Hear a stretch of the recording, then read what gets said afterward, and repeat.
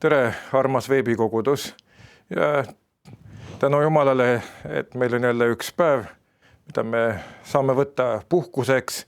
See on hingamise päev, rahupäev. Ja saame mitte ainult puhata sel päeval, vaid ka tegeleda vaimsete, vaimulike asjadega, mille alla siis kuulub ka veebijutluse nii koostamine kui ka esitamine ja lõpuks kuulamine. Ja enne kui me kuuleme Jumala sõna, siis palvetame.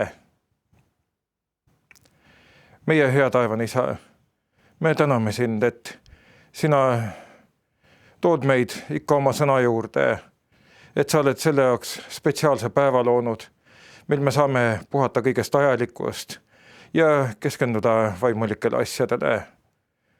Palume sinu õnnistust ka nüüd tänasele jutlusele, et ka see, mida ma räägin, võiks olla sinu vaimust juhitud. Jeesuse Kristuse, meie issanda läbi. Aamen. Tänase jutluse piiblikirja koha ma loen Efeslastele kirjast 6. peatükist 10. kuni 18. salmini. Viimaks veel, saage vägevaks issandas ja tema tugevuse jõus.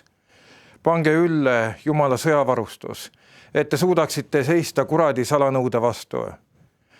Meil ei tule ju võidelda inimestega, vaid meelevaldade ja võimudega, selle pimeduse maailma valitsejatega, kurjade taevaaluste vaimudega. Sellepärast võtke kätte kõik Jumala sõjavarustus, et te suudaksite vastu panna kurjal päeval ja jääda püsima, kui te olete kõik teinud. Seiske nüüd ja teie niuded olgu vöötatud tõega ja teil olgu seljas õiguse soomusrüü ja teie jalgades olgu valmidus minna kuulutama rõõmusõnumit rahust. Kõigepealt aga võtke kätte usukilp, millega te võite kustutada kõik kurja põlevad nooled. Võtke ka päästekiiver ja vaimumõõk, see on Jumala sõna. Ja palve ja anumisega palvetage igal ajal vaimus ning selleks valvake kogu püsivusega ja eestpalvetega kõigi pühade eest. Aamen, see on Jumala sõna. Räägin algatuseks oma vana vanemate loo, nende kogemuse. Neil nimelt läks ükskord maja põlema või täpsemalt öeldes üks tuba majast. Kuid kui on juba leekides, siis on selge, et maja läheb kiiresti takka pihta. Toast põgenedes löödi uks tagant kätt kinni ja vanaema, kes oli natuke sellise rabeda, käreda loomuga, kiirustas kaevule vett võtma. Tema alati vaikne ja rahulik abikaasa põlvitas aga palveks. Mis on nüüd enam siin palvetada, et vett on vaja ju? Kui perenaine veeämbriga kaevult tagasi jõudis ja põleva toa ukse avas, selgus, et leegid on kustunud. Ainult siit-sealt hõõgus midagi veel natukese. Ja see, mis siis hõõgus, see sai toodud kaevuveega ära kustutatud lõplikult. Tänaseks on nii nemad, nende lapsedki juba ammu sellest elust lahkunud, aga maja seisab endiselt püsti. Seda lugu on meie suguvõsas korduvalt räägitud ja tavaliselt ikka õpetuseks järeltulevatele põlvedele, kuidas Jumal palve peale ime läbi esivanemate maja hoidis. Kuni keegi nooremast põlvkonnast selle loo siis nii-öelda ära rikkus. Öeldes, et jah, et kui uksed, aknad kõik kinni on, kui aknad on terved veel, et siis ju tuli kustub iseenesest ära hapniku puudusel. Ja loomulikult võiks pikemalt mõtlemata vastu väita, et majad põlevad ju kinnistest, ustest, akendest hoolimata maha. Sest ega ju maja pole pudel, et kui sa lööd korgi peale, et siis ongi kinni. Et ma ei taha nüüd siin ilmtingimata selles asjas seisukohta võtta, sest sellistes asjades on alati olemas kaksipidiseid arvamusi. Et siin ongi küsimus just selles, mida keegi tahab uskuda. Tänase jutluse kirja kohas on räägitud usutegudest, usuvõitlusest. Iga inimese elukäigu määrab ära see, kellesse ja millesse ta usub. Millised on tema eesmärgid, millised on tema ootused, lootused. Kui sa usud iseendasse, siis sa eladki ju iseendale. Kui sa usud issandasse Jeesusesse, siis elad sa temale.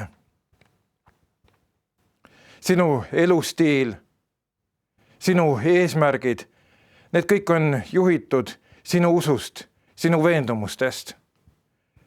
Ja sellepärast ongi äärmiselt oluline, millele on sinu usk rajatud. Tänases epistlitekstis on Paulusel efeeslaste üleskutse.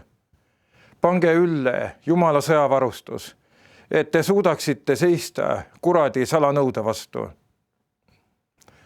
Apostel Paulus on soovinud teatud mõttes relvastada omaaegset Efesose kogudust Jumala sõna kuulutamise tööks. Siis selleks, milleks iga kristlane on kutsutud ja seatud. Paulus räägib siin Jumala sõjavarustusest, tõevöö, õiguse soomusrüü, jalatsid rahuevangeeliumi kuulutamiseks, usukilp, päästekiiver ja vaimumõõk ehk Jumala sõna. Kes tänase militaarmaailmaga on kursis, nii palju vast ikka sa tead, et siis selle jaoks on Pauluse relvastus justkui muuseumist pärit. Aga tuleb tähele panna seda, et see ongi kirjutatud sel ajal, et millisest ajast säilinud asjad ongi tänapäeval muuseumites. See on kirjutatud niivõrd vanal ajal. Tänane päeva sõjamees ei kasuta enam mõõka ja kilpi. Kuid kui ikkagi nüüd mõelda Pauluse ajale, siis see, mida ta nimetas, see oli korralik tolle aja sõjamehe selline universaalne varustus. Sellise varustusega on sõjamees valmis nii kaitseks kui rünnakuks. Sellise varustusega võime siis mõelda ka mingisugused tänapäevased nimetused asjadele. Aga sellise varustusega võin ma minna teenima inimesi, kes pole seni veel rahuevangeeliumi kuulutanud. Et kui Pauluse ajal oli mõõk, siis täna võib selle nimetada äkki ründedrooniks.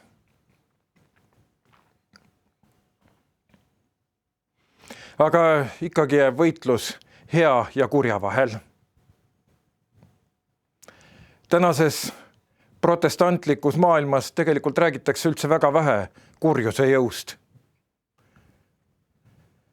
Vaid tuuakse kurjuse jõududena esile ainult üksikuid inimesi, organisatsioone, riike, kelle vastu siis võideldakse. Aga Paulus kutsus efeeslasi üles astuma välja iga inimese kaitseks, mitte vastu. Ristiusu põhiolemus ei seisne vastandumises. Kristlus pole selline usund, kus on oluline nüüd rahvavaenlase olemasolu, nagu seda on kommunismis. Sul on lihtsalt oluline pidada meeles, arvestada sellega, et kurjuse kehastus, saatan, on praegu endiselt olemas ja astub jätkuvalt üles Jumala ja tema rahva vastu. Ja tema eest sa vajadki kaitset. Tema vastu sa vajadki ründevarustust.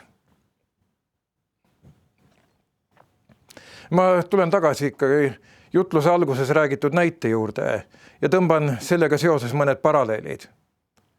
Kui nüüd lugeda kahju tuli vaenlaseks, peaks ülejäänu selge olema. Jah, maja tuleb päästa. Siiski on endiselt üleval küsimus, et kuidas seda teha? Milline meetod on õige? Milline peaks olema minu usuvõitlus? Kas usuvõitluseks on palve või äkki hoopistükkis tegutsemine, et põleng saaks kustutatud? Nii et kas siis palve või veeämber? Ja milline üldse on see õige usuvõitlus? Ma olen kuulnud selle koha pealt palju erinevaid seisukohti. Üheks äärmuseks on luua igast sündmusest, igast hetkeolukorrast oma arusaama kohane pilt Jumala kohalolekust, tema tegutsemisest. Jumala kohal viibimise, tema mõju nägemine, see on iseenesest loomulikult õige. Kuid inimlik tõlgendus Jumala tööst võib olla seevastu kas kiivas või lausa täiesti väär. Kogu oma usu rajamine sellisele alusele, ehk siis nagu isiklikule kogemusele, see annab sellise mugava usuelu otsijale veel hea õigustuse, et ise peale palvetamise enam ei peagi midagi tegema, sest Jumal ju tegutseb.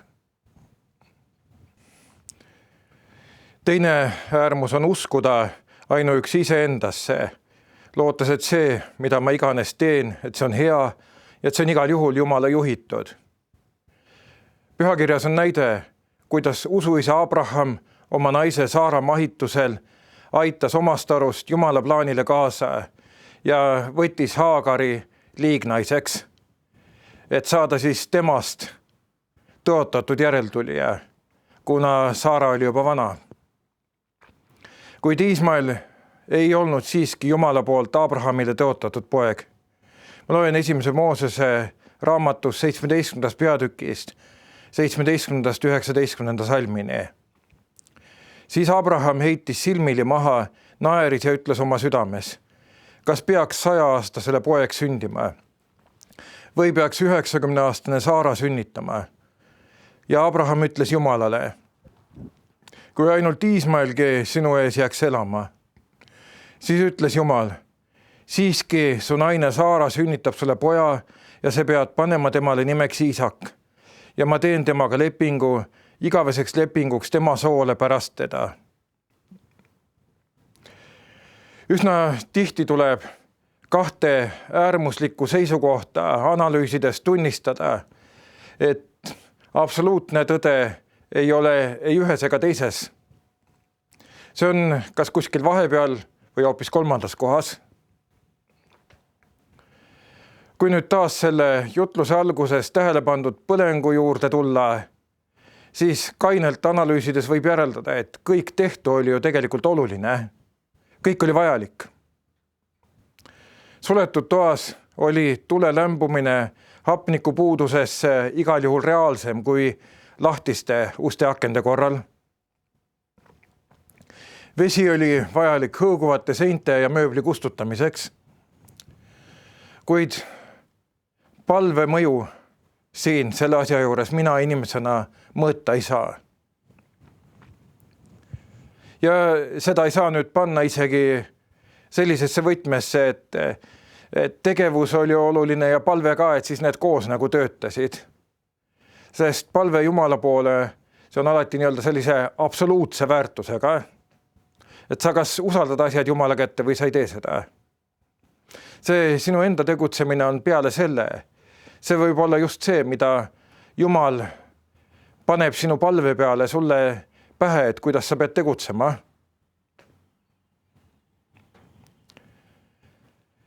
Ma saan siin ju öelda ainult, et jah, peremees palvetas, tuli kustus. Ja uksed aknad olid ka kinni. Perenaine tõi vett, seda kasutati ka. Ma saan siin ainult öelda tegelikult, et Jumal hoidis. Sest sel ajal juhtus väga tihti, et kui tuli korra lahti läks, siis maja põles maha. kuna tuletõrjet kui sellist praktiliselt ei olnudki, vähemalt maapiirkondades. Linnades oli see tõesti olemas, aga kui tuletõrje maale jõudis, siis olid vist juba tukid ka kustunud. Keskaja kirikust oli lihtne usk kaduma läinud. Selline lihtne usk, et ma palvetan ja Jumal kuulebki minu palvet. Jumal töötab, tegutseb. Sellise lihtsa usu tõstis taas esile Martin Luther, kelle sünni aastapäeva protestantlik maailm nüüd siin paari päeva pärast 10. novembril tähistab. Tänase jutluse epistliteksti algussõnades on selgelt kirjas: saage vägevaks issandas ja tema tugevuse jõus. Luteri alustatud usupuhastus tõstis esile otsese usu Jumalasse. Ma küsin nüüd sinult, millele sina rajad oma usu? Kui sa rajad selle tunnetele ja kogemustele ainult, siis on see kui üks üles ja alla kulgev mägitee või nagu ilmajaama temperatuuri graafik, mis pidevalt kõigub, kuid on aasta pärast taas umbes samas punktis kui tänagi. Selline usk on sarnane keskaja usule pühakutesse, ainult et inimestest pühakute asemele on astunud sündmused, elukogemused. Jah, usk toob kogemusi endaga kaasa, kuid pelgalt kogemused ei sünnita inimeses usku. Usk on rajatud Jumala sõna alusele, Jeesusele Kristusele. Jeesus ei pruugi tuua asjadesse küll jah täpselt sellist lahendust, mida sina võib-olla ootad, kuid sul tuleb rahulduda teadmisega, et Jeesus teeb oma jumalikku tarkust kasutades inimese heaks parima, rikkumata sealjuures inimese vaba tahte printsiipi. Kristlase elu on otsast lõpuni usuvõitlus. Issand üksi kinnitab sind selleks võitluseks. Ainult tema tundmine annab sinu usule konkreetse eesmärgi. Tundes ja teades issandat Jeesust Kristust, tugevneb sinu usk ka siis, kui palvevastus ongi äkki oodatust erinev. Issandale ja tema sõnale rajatud usk kasvab ka ilma tunnustähti, ilma imesid nägemata. Meie kristlaste usuvõitluse relvadeks on tõde, õigus, kuulutus, usk, päästmine, vaim ja palve. Issand õnnistagu sind, kui sa kasutad neid usuvõitluse relvi. Aamen. Ja palvetame. Meie hea taevane Isa, me täname sind, et sina oled oma sõna, oma vaimu toel hoidnud usku elavana, oled uuendanud oma kogudust. Ja me palume sind, kinnita, hoia meid sinus ustavana. Palun aita meid, et me mõistaksime sinu sõna õigesti, et me tunnistaksime oma usust sinu nime kiituseks ja auks. Ja palume, anna oma rahvale rahu katsumustes, jõudu meeleheites, vägevust sinu sõna jõus. Palume seda Jeesuse Kristuse, meie issanda läbi. Aamen. Õnnistatud rahupäeva jätku sulle ja kohtumiseni veebi Jumala teenistusel nädala pärast. Issand õnnistagu sind.